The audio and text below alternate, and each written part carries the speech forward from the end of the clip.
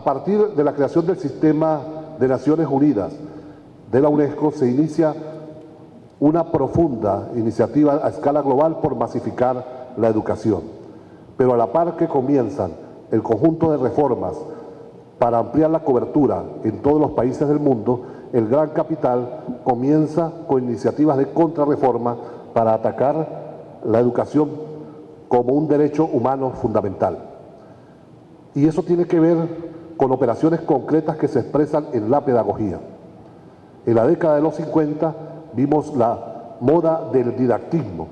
Recordemos que todos señalamos, yo soy modelo 62, entonces lo que estudiamos en esa época, decimos, qué buenos maestros los de esa época, sí sabían enseñar. Tiene que ver con un determinado énfasis en las didácticas. Posteriormente se dio un énfasis en la evaluación y en el currículo, en la planeación en la década de los 70. Entonces ahí decimos, esos directores sí sabían planificar, esos supervisores sí sabían supervisar. Después vino la moda de la evaluación y del currículo en la década de los 80 y de los 90. Pasamos de evaluación cualitativa, evaluación cuantitativa, currículo por contenidos, currículo por objetivos. Yo no sé todavía cuál es la diferencia, Leonardo, entre el currículo por objetivo y currículo por contenido, pero bueno. Después vino currículo globalizado, después currículo por competencias. En el trasfondo de todas estas modas subyace un intento por perder la centralidad del hecho pedagógico. Es decir, se desarticula la pedagogía como comprensión de la totalidad. Y el currículo pasa a ser un instrumento, por supuesto, a la par que se hace eso, el énfasis sobre todo en los 80 y los 90 en el currículo, se desarrollan las más grandes maquinarias mundiales e incluso nacionales de venta de libros y de elaboración de contenidos, que por supuesto apuntan a perder la esencia nacional, contextualizar el hecho educativo. Ahora aún más, con toda la moda de las nuevas tecnologías, y aquí en Venezuela estamos avanzando, todo el tema de dotar de canaimitas y ahora tablets a los docentes, a los estudiantes y los docentes tanto de primaria, bachillerato y universitario, y no nos damos cuenta que a veces, si no hacemos un adecuado debate internacional, podemos perder la perspectiva. Hoy, si nosotros nos metemos a la página del Banco Interamericano de Desarrollo, encontramos que el BID plantea como una de sus grandes estrategias invertir la pirámide de la enseñanza, que no es otra que la de formular contenidos vía videos que sustituyan el papel del docente, de la docencia que fue atacada, de la pedagogía que fue atacada de la década de los 50, incluso planteando claramente, no lo dice Luis Bonilla, lo dice el Banco Interamericano de Desarrollo, que los muchachos aprendan en su casa y que vayan a la escuela a evaluar, que es en el fondo el mayor ataque a la escuela y a la educación pública. Mi pregunta, en conclusión, ¿es urgente recuperar la centralidad pedagógica más allá de las modas curriculares y aprovechar esta oportunidad para que vayamos mucho más allá del tema curricular en esta consulta? Y yo lo he dicho, se lo he dicho a los ministros, se lo he dicho a los viceministros, la propia consulta enfatiza el tema curricular y no aborda el tema de la centralidad pedagógica para poder recuperar la visión de totalidad que incluso los que somos marxistas reivindicamos. Es imposible una comprensión de cualquier realidad si no hay una visión de totalidad, pero los docentes también sabemos que para poder enseñar tenemos que saber evaluar, saber cómo un muchacho agarra un lápiz, cómo se enseña, ya sea por educación frontal en la pizarra o con nuevas didácticas, y que eso ahora deberíamos aprovecharlo en el marco de esta consulta para retomar la centralidad de lo pedagógico. Y finalizo diciendo que si algo he aprendido en la educación comparada, que es lo cual me he dedicado en los últimos años, es que cuando los gobiernos nacionales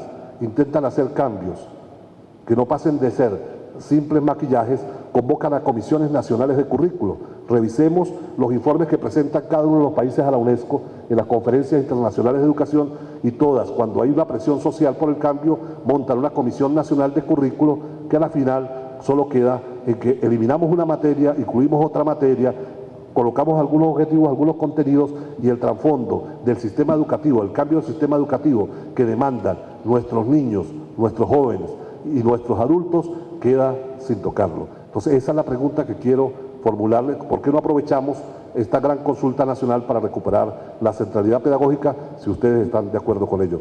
Doy derecho de palabra, 5 minutos en un primer momento, a Leonardo Carvajal. Luis Bonilla habla de modas curriculares, me gusta el término, yo descreo profundamente de las modas curriculares. Ahora, por ejemplo, en la Universidad Católica estamos embarcados y sometidos a establecer un modelo de competencias, porque esto, aquello. Las modas curriculares nos han llevado una tras otra a modelos barrocos. Ese currículum del 96, que la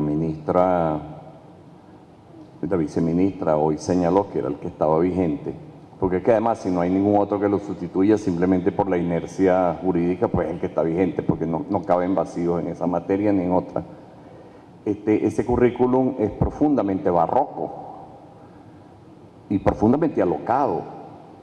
Yo fui asesor del ministro Cárdenas en algunas cosas, pero es un currículum que tiene 300 páginas para esos maestros que son de la vida real.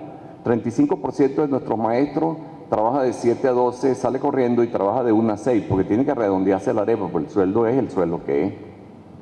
Entonces a las 10 de la noche la maestra, después de prepararle las arepas a los hijos de ella, etcétera, abre el currículum y entonces tiene un montón de contenidos procedimentales, actitudinales, no sé qué y no sé cuánto, absolutamente inmanejable.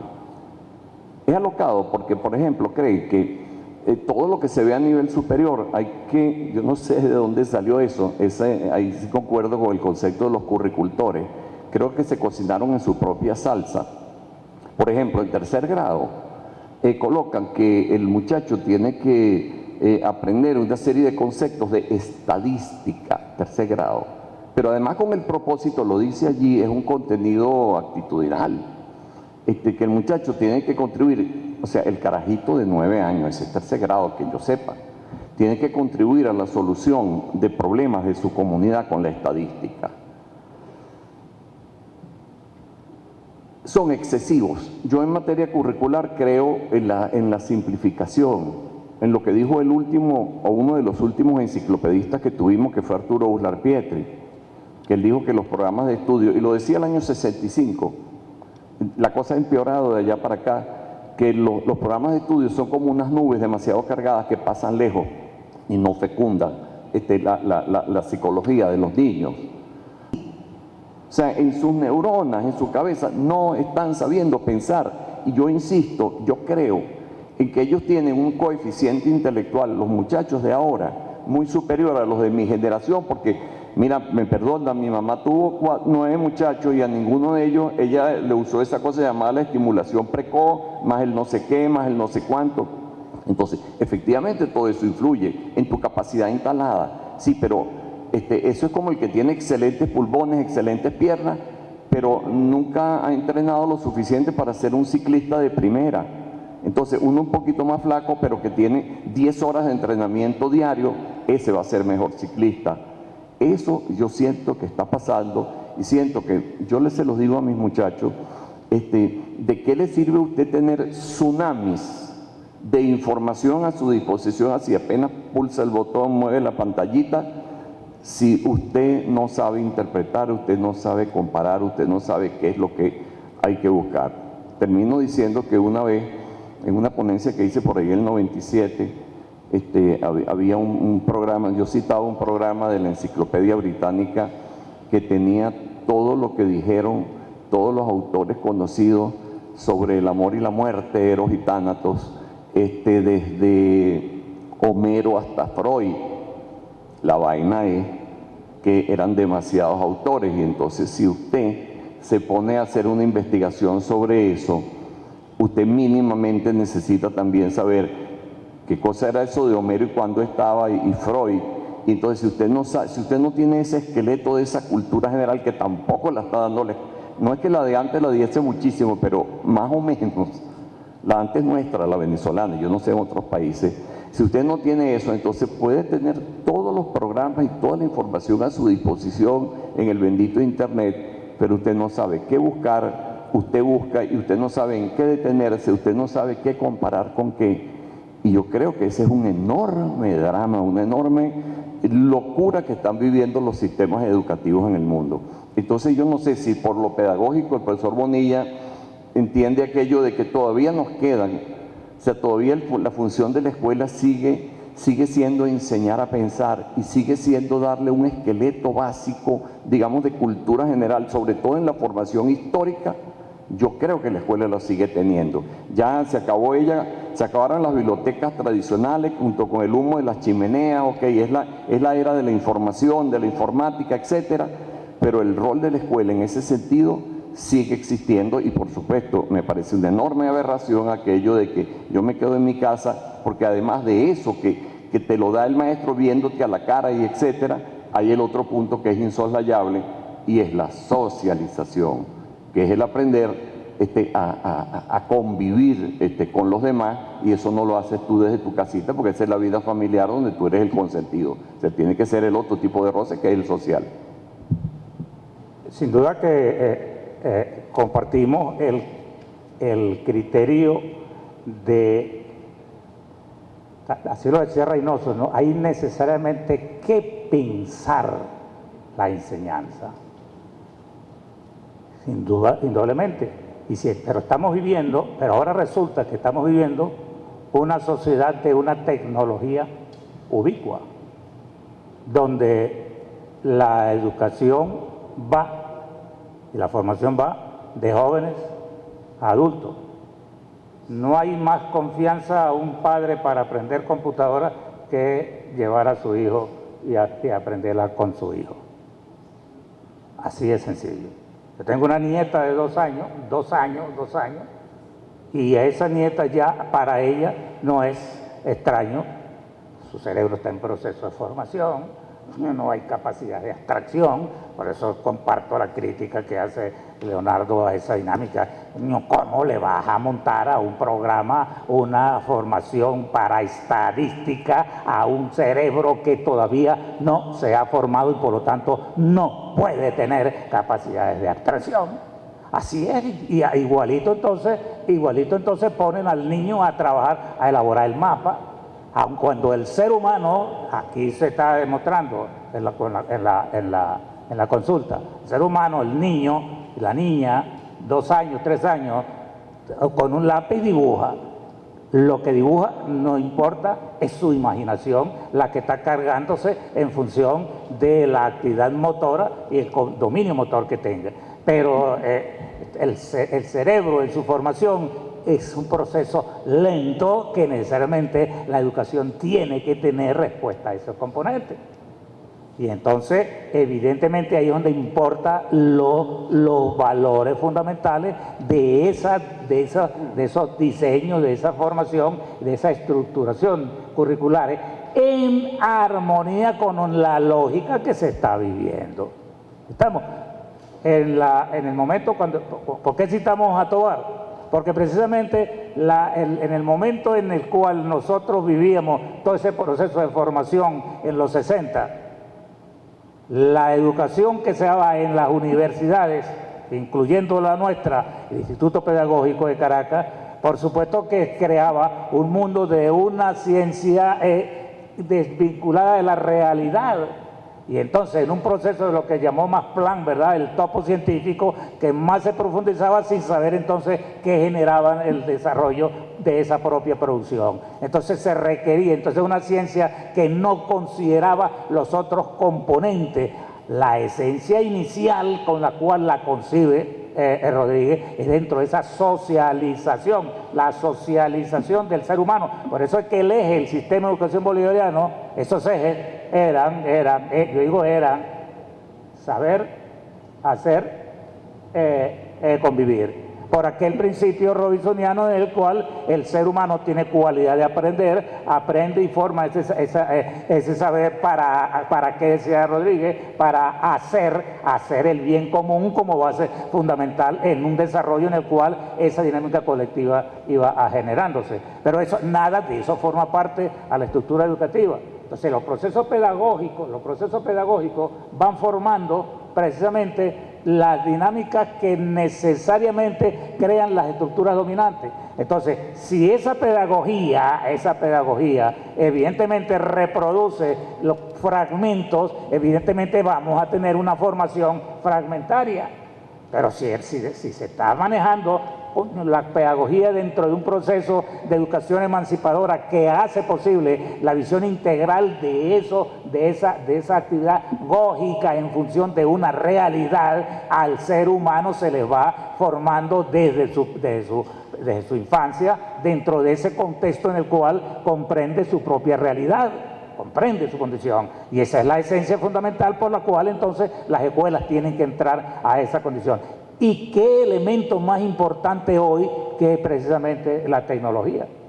Entonces, el uso de las computadoras, el uso del Internet, bueno, Freire lo decía, ¿no? Qué peligrosa es la Internet en manos de la oligarquía, pero qué poderosa en manos de la revolución. La condición es precisamente una relación fundamental de desarrollo en el cual se va dando esa condición, y esa pedagogización es la que necesariamente tenemos que rescatar a partir de una lógica que tiene que ver con la esencia, porque no podemos hacerlo sin los contextos reales, y ese contexto lo vivimos de revolución científica técnica, y es el contexto de la educación ubicua, es el concepto de la tecnología ubicua. Por lo tanto, entonces, si hay una pedagogía posible que hay que trabajarla y pensarla, es la pedagogía para la ubicuidad, para el desarrollo de una educación ubicua, no a la esencia, sin descartar la escolarizada, pues siempre tendrá un mecanismo de sistematización, no la concentración tradicional de la escolaridad estructurada mediante el mecanismo tradicional de la pizarra, el maestro como autoridad imponiendo las relaciones, ¿verdad? Una educación que también se generaba y reproducía dominación, sino una dinámica en la cual necesariamente van comenzando a desarrollar todas esas cualidades desde el punto de vista de eso que, ¿no? Esa es la razón por las canaimitas. Esto no es un peo de moda, ni una obsesión del presidente Hugo Chávez oye, vale, de estar en la dinámica. No, es una esencia en la cual se va formando, y esos niños, los maestros le tienen miedo a la canaimita, ¿sí? Y entonces, si le tiene miedo a la canaimita, porque coño, no se previó la formación del docente dentro de esa relación. Ahora, esa formación no es previa, y esa lógica pedagógica no es previa, es con la esencia histórica de la causa dominante, de la esencia dominante. Entonces, ahí donde está esa esencia para una pedagogización que tiene que ver con esas relaciones que hoy nos está llevando a una visión de una educación ubicua, pedagogía para la ubicuidad, en un contexto territorial muy bien definido, en las cuales se van generando las acciones políticas. Eso marca las pautas para dónde hacer y para dónde trabajar. Ustedes saben que mi papá, que era taxista y analfabeta, siempre nos decía que el sentido común era el menos común de los sentidos. Y yo creo que aquí tenemos que jugar a una mistura entre lo que dice la ciencia, lo que dice la pedagogía y lo que dice la vida. Todos los teóricos de currículos, todos, de la tendencia que sea, dicen que cualquier reforma curricular o revolución curricular inicia y termina en el maestro o en la maestra. En consecuencia, nosotros tenemos que en este momento, a propósito de la excelente oportunidad que nos ha dado el presidente Maduro al darle la instrucción al ministro Héctor Rodríguez que iniciaremos este debate, para repensar nuestra escuela, para repensarla. Yo fui formado en el pedagógico en la época del didactismo y fui formado, afortunadamente, por excelentes profesores, muy marcado por la escuela de Banales en historia, porque soy profesor de historia, y en geografía por el profesor Tobar, que me dio clase. Bueno, Tobar, Maruja, Flor Ferrer, todas. En el caso de Maruja y de Flor, que en paz descanse las dos. Y en el pedagógico se dio un debate muy intenso en esa época a propósito de la naturaleza de la enseñanza y del perfil del docente, que fue la reforma curricular que terminó en el 80, que es en el año que yo me gradué. Bueno, y lo cierto es que ahí hubo posiciones disímiles. Pero yo me acuerdo mucho que a mí me decía Medina Rubio, que me dio clases de historia de Venezuela colonial, historia de Venezuela contemporánea. Un profesor tiene que saber de 20 a 25 veces más de lo que va a enseñar. Por una cosa que hacía Medina Rubio, que lo ponía uno, lo mandaba uno a estudiar, entonces decía, baja, baja, baja, baja. Tengo 6 años, tengo 7, tengo 10, ¿no? El mismo tema. Cosa que le agradeceré toda la vida a Medina Rubio, porque eso me permitió después trabajar en primaria y poder explicar cosas muy complejas de historia en primaria. Pero aquí hay un problema estético, compañero, estético, que tenemos que discutir. ¿Cómo hacemos para que le produzca placer a la gente estudiar? Yo no quiero entrar en la discusión del carácter de la crisis, porque yo estoy de acuerdo con la interpretación que hace el profesor Armando de las razones por las cuales nosotros decidimos cambiar, porque tiene que ver con la política general. Pero aquí hay un problema estético. ¿Cómo yo hago para que un niño, niña y adolescente, desde 5 años hasta que termine su vida como docente, le dé placer el estudio? Y yo creo que ahí la pedagogía tiene una centralidad que no se soluciona con un problema curricular. Por eso es que yo despaché el problema curricular en mi intervención. Porque es un problema técnico que lo vamos a discutir. O sea, a mí me encanta un autor llamado Tomás Tadeu da Silva que demuestra de manera excelente, además como lo hacen los brasileños, con absoluta sencillez, la evolución desde el currículum, desde Tyler, que fue con el que me formé yo en el pedagógico, hasta las tendencias actuales. Todas, las que usted quiera, la postmarxista y tal que sea yo. Y al final, el primer libro de currículum que yo leí en pregrado, que era de una profesora de ECA, por cierto, la profesora Elizabeth Yabur, decía un concepto de currículum que a mí me sigue fascinando, que el currículum es todo lo que pasa en la escuela. Y entonces, si es todo lo que pasa en la escuela, el problema del currículum no es un problema de contenido, sino que hay un problema de pedagogía que tiene que ver con la dinámica que se da al interior de la escuela. Y ese debate, lamentablemente, no lo hemos hecho en Venezuela. Por eso es que yo hago tanto énfasis en el problema del modelo frontal de enseñanza. ¿Por qué? Porque efectivamente nuestra escuela, cuando genera capacidad simbólica, genera una estética por el conocimiento, que lamentablemente no la tenemos ahorita en Venezuela. Fíjense ustedes, yo tengo que darle las gracias a Dios que Chávez me dio oportunidades de trabajar en diferentes sitios. Primero en ciencia y tecnología, y estuve metido en este rollo de las computadoras. Y nosotros hicimos varias investigaciones cuando Yadir era ministro de Ciencia y Tecnología para determinar el impacto de la tecnología en la gente, sobre todo cuando estábamos construyendo los infocentros, y efectivamente el venezolano mostró una gran habilidad para el manejo creativo de la tecnología, pero efectivamente veamos cómo la tecnología tenía un rezago en la escuela, o sea, no entraba, no impactaba. Y ahí hay mucho de lo que tiene que ver con el origen de Canemita en términos de cómo la gente lo utiliza. Pero hay un problema concreto, compañero, que eso es la realidad. Pero efectivamente, no solamente hay un problema como lo planteó Gabriel Offenmayer sobre el problema de la diferencia escolar, sino que hay un problema de cómo en Venezuela un niño en una urbanización de clase media alta está en el siglo XXI y uno de Yaguarapá, donde yo trabajé por mucho tiempo, está en el siglo XIX. Entonces, esas cosas, esas asimetrías teníamos que resolverlas. Y resolverlas implica un desarrollo. Hay problemas gerenciales. Eso que decía Leonardo es absolutamente cierto. Bueno, repartieron las cadenita a los alumnos, se lo dieron a los profesores. Bueno, por supuesto, es una tragedia, porque eso significaba que el profesor estaba trabajando con una herramienta que no manejaba, ¿no? A pesar de que se ha desarrollado todo un programa en ciencia y tecnología que apuntaba a desarrollar contenidos en web para mejorar la destreza del docente. Y eso el programa todavía existe, se sigue desarrollando en los infocentros. Ahora, el problema de la pedagogía es central, porque tiene que ver qué tipo de habilidades y destrezas tienen nuestros maestros y maestras para enseñar eso que se da a Leonardo, el truquito. Y lo que aquí han sido alumnos míos en posgrado saben que yo remachaco eso todo el tiempo. Bueno, ¿cómo agarra el lápiz al alumno? ¿Cómo lo agarra? O sea, porque un docente, el profesor Tobar nos decía una cosa que para mí es una ley de vida. El problema de los médicos se muere, el de los profesores se reproduce. Entonces el problema de que la pedagogía se convierte en un elemento central, y entendemos por pedagogía la dinámica que se da en el proceso de enseñanza-aprendizaje al interior de la escuela, es clave. Es clave porque el problema del contenido se convierte en un problema accesorio. Porque en una sociedad como la actual, donde tú tienes información de todo tipo, de todo tiempo, de todo momento, eso es un problema accesorio. El problema central es las habilidades y destrezas centrales que construyen la cognición. O sea, y me gusta que me ponga aquí técnico, porque creo que podemos hacer un debate político en otro momento, pero esta oportunidad que me dio Bonilla no la quiero perder para eso. Pero además, Dios me dio la oportunidad, y con eso termino, de estar en la UNESCO. Y en la UNESCO participé del debate mundial sobre este tema. Y entonces, efectivamente, nosotros no podemos ser ingenuos.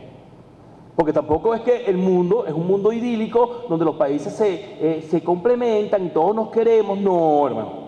Hay intereses mundiales que apuntan en una dirección de la escolaridad. A mí me encantaba poner el ejemplo con el libro de Mundo Feliz, pues. O sea, Hay unos que vamos a hacer gamma y otros que van a hacer alfa. Entonces, el problema de la pedagogía es central porque tiene que ver con el imaginario de escuela que vamos a construir. Eso que aspiro para hablar más adelante. ¿Por qué? Porque eso es clave. Porque una escuela que apunte en una dirección crea un tipo venezolano, y una escuela que apunte en otra dirección crea un tipo venezolano. Yo no entré en la trampa de que si es socialismo o capitalismo, no. Ahora, aquí hay un problema de fondo en términos de pedagogía. ¿Construimos una escuela para venezolanos o para ciudadanos universales? Bueno, yo creo que es para venezolanos, ¿no? Me disculpan.